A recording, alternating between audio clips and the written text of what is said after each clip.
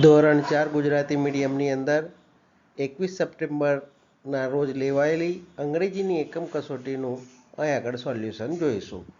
આ એકમ કસોટી જે 21 તારીખે લેવાય એનું જ સોલ્યુશન છે. આપણે પ્રશ્નપત્ર જે સેટ કર્યું હતું એ જ પ્રશ્નપત્રનું છે, સંપૂર્ણ પ્રશ્ન બેંકનું સોલ્યુશન નથી. હવે આપણે જોઈશું કે પ્રશ્ન નંબર 1 શું છે. તો પ્રશ્ન નંબર 1 છે કે read the paragraph and answer the question. ફકરો વાંચવાનો છે અને પ્રશ્નના જવાબ આપવાના છે. Holi is a festival of colours.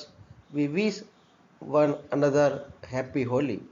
The next day of Holi is Dhuleti. People play with colours on that day. People do not wear new clothes on Holi. Holi is children's favourite festival. Holi means victory of good or over bad. પ્રશ્ન પહેલો છે, question 1, what is the next day of Holi? હોળીના બીજા દિવસે શું હોય? તો the next day of Holi is Dhuleti. Second question, is Holi children's favourite festival? Yes, Holi is children's favourite festival. એટલે બાળકોનો આ મનગમતો તહેવાર છે. તો હા, બાળકોનો મનગમતો તહેવાર છે. Question number 3, Holi is a festival of ખાલી જગ્યા. તો Holi is festival of colours, રંગોનો તહેવાર છે. People wear new cloth on Holi, true or false? Holi પર છોકરાઓ નવા કપડાં પહેરે છે? નો, એટલે કે ફોલ્સ, ખોટું છે. Find out opposite word for good from the paragraph. ફકરાની અંદરથી આપણે ગુડનો ઓપોઝિટ વર્ડ્સ એટલે કે વિરોધી શબ્દ લખવાનો છે. તો ગુડનો વિરોધી શબ્દ આવ્યો બેડ છે. અહીં આગળથી આપણે બેડ લખ્યું. ત્યાર પછી ક્વેશ્ચન નંબર 2, એની અંદર છે લોન વર્ડ સહિત આશરે 400 શબ્દો જાણે છે, એટલે કે એનો શબ્દ ભંડોળ છે. શબ્દ ભંડોળના આધારે આ જવાબ છે. Incredible the odd word from the following set of word. અલગ પડતો શબ્દ જોવાનો છે. Parrot, dog, peacock, sparrow. આ બધા પક્ષીઓના નામ છે, પણ આ કૂતરો છે, પ્રાણીનું નામ આવી ગયું એટલે એની પર ગોળ કર્યું. Chess, cricket, mango, kho kho. તો બધી રમતો છે એમાં મેંગો કેરી ફળનું નામ આવી ગયું એટલે એની પર ગોળ કરી. રેડ, યલો, ગ્રીન આ બધા કલર્સના નામ છે, અને કેમલ છે પ્રાણીનું નામ છે એટલે એની પર ગોળ કર્યું. ત્યાર પછી એલિફન્ટ, બટરફ્લાય, હોર્સ અને કાવ. એલિફન્ટ, હોર્સ, કાવ બધા પ્રાણીઓ છે, અને બટરફ્લાય છે એ પતંગિયું છે, એટલે કે જીવજંતુમાં આવે એટલા માટે અલગ પડે છે. મિલ્ક, જ્યુસ, વોટર આ બધા પીવાના વસ્તુ છે, અને બેગ છે એ સાધન છે, એટલે કે આ અલગ પડે છે એટલા માટે એના પર રાઉન્ડ કર્યો છે. ત્યાર પછી ક્વેશ્ચન નંબર 3 છે, complete the dialogue using the words given in the brackets. આ બ્રેકેટ્સની અંદર એટલે કે કૌંસની અંદર આપેલા જે શબ્દો છે, thank you, how are you, doing my homework, sorry, good morning, આ જે બ્રેકેટમાં આપેલા એટલે કે કૌંસમાં આપેલા શબ્દો છે એ શબ્દો વાપરી અને આપણે આ ડાયલોગ સંવાદ પૂરો કરવાનો છે. દિવ્યમ સે ગુડ મોર્નિંગ હિના, હિના સે ગુડ મોર્નિંગ. તો અહીંથી આપણે ગુડ મોર્નિંગ લઈ લીધું. ક્યાં છે ગુડ મોર્નિંગ? આર્યુ, બરાબર છે. ત્યાર પછી દિવ્યમ છે હાવ આર યુ, એટલે પ્રશ્ન છે અહીંયા આગળ.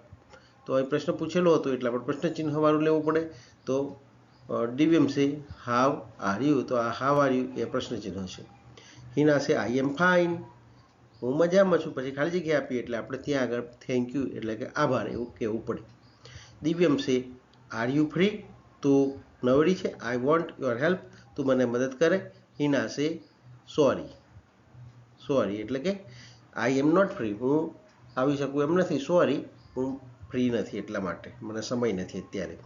દિવ્યમ છે વોટ આર યુ ડુઈંગ, તો શું કરે છે? હિના છે આઈ એમ ડુઈંગ માય હોમવર્ક, હું મારું લેસન કરું છું. નેક્સ્ટ ક્વેશ્ચન, અહીં પ્રશ્ન નંબર 4 છે. ચોથો પ્રશ્ન એવું કહે છે કે frame question with the help of given example. તો અહીં આગળ જે પ્રશ્ન આપ્યો છે એનું ઉદાહરણ આપ્યું છે, એ ઉદાહરણ પ્રમાણે જવાબ લખવાના છે. How many flowers are there? તો અહીં આગળ ધેર આર 4 ફ્લાવર્સ, એટલે વધારે ફ્લાવર છે એટલે ધેર ઇઝની જગ્યાએ ધેર આર આવે. તો ધેર ઇઝ અને ધેર આર જેવા શબ્દ વાપરી અને આપણે ખાલી જગ્યાઓ પૂરવાની છે. અહીં આગળ વાક્ય પૂર્ણ કરવાના છે. તો અહીં છે પ્રશ્ન how many cats are there, કેટલી બિલાડીઓ છે? આવો અહીં પ્રશ્ન પૂછેલો છે. આવું પૂછ્યું એટલે આપણે લખવાનું કે there is one black cat. અહીં ઇઝ કેમ આવ્યું? અહીં કેટ્સ પૂછ્યું છે છતાં પણ એનું કારણ છે કે અહીં 1 લખ્યું છે ને જવાબમાં, આટલું તો લખેલું છે એટલે 1 cats. તો અહીં ધેર ઇઝ 1 બ્લેક કેટ, આવો પાછો ઊંધો પ્રશ્ન પૂછ્યો છે એટલા માટે આપણે ઇઝ લખીએ છીએ. પછી આગળ છે how many birds are there, કેટલા પક્ષીઓ ત્યાં છે. તો અહીં આગળ ધેર આર 5 બર્ડ્સ, આપણે ધેર આર શબ્દ વાપરીએ. કેમ વાપર્યો? અહીં બર્ડ્સ તો ભલે પૂછ્યું પણ અહીં પણ 5 છે એટલે વધારે છે અને જવાબમાં પણ અહીં વધારે બહુવચન છે એટલે આર લખીએ છીએ, ધેર પછી આર આવે. ત્રીજું છે how many Lions are there. તો અહીં લાયન છે, અ લાયનમાં જવાબમાં અ લાયન છે એટલે અ લાયન એટલે એક જ સિંહ છે એટલા માટે ધેર પછી એ જ આપણે વાપરીએ છીએ. ભલે અહીં બહુવચનથી પ્રશ્ન પૂછો કેટલા સિંહ છે પણ એક સિંહ છે. How many girls are there, કેટલી છોકરીઓ છે. તો ધેર આર 9 ગર્લ્સ. જો અહીં 9 એટલે 9 અને ગર્લ્સ એટલે બહુવચન થઈ ગયું એટલે આપણે ઇઝની જગ્યાએ આર કરી દેવાનો છે, આટલો ફેરફાર આવે. ત્યાર પછી પાંચમો પ્રશ્ન છે how many bags are there, કેટલી બેગ છે. તો 3 બેગ્સ આવો જવાબ છે, એની આગળનો શબ્દ લખવાનો છે. તો 3 એટલે 3 ને બેગ્સ એ બહુવચન છે એટલે ધેર આર આવું શબ્દ આપણે વાપરવો પડશે. તો આ રીતે આના જવાબ થશે. ત્યાર પછી પ્રશ્ન નંબર 5 છે write 5 sentence on any one topic with the help of clues. અહીં જે ક્લૂઝ આપ્યા છે એટલે કે જે શબ્દો આપ્યા છે કૌંસની અંદર એનો ઉપયોગ કરીને આપણે આગળ નિબંધ ટાઈપના 5 વાક્યો લખવાના છે, આમાંથી શબ્દ વાપરવાના છે.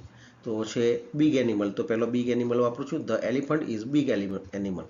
ત્યાર પછી છે વાઇલ્ડ, તો વાઇલ્ડ એટલે જંગલમાં રહે છે, તો it is live in the wild. ત્યાર પછી ઇટ ઇઝ લોંગ ટ્રંક, તેને લાંબી સૂંઢ છે, ટ્રંક શબ્દ આવી ગયો.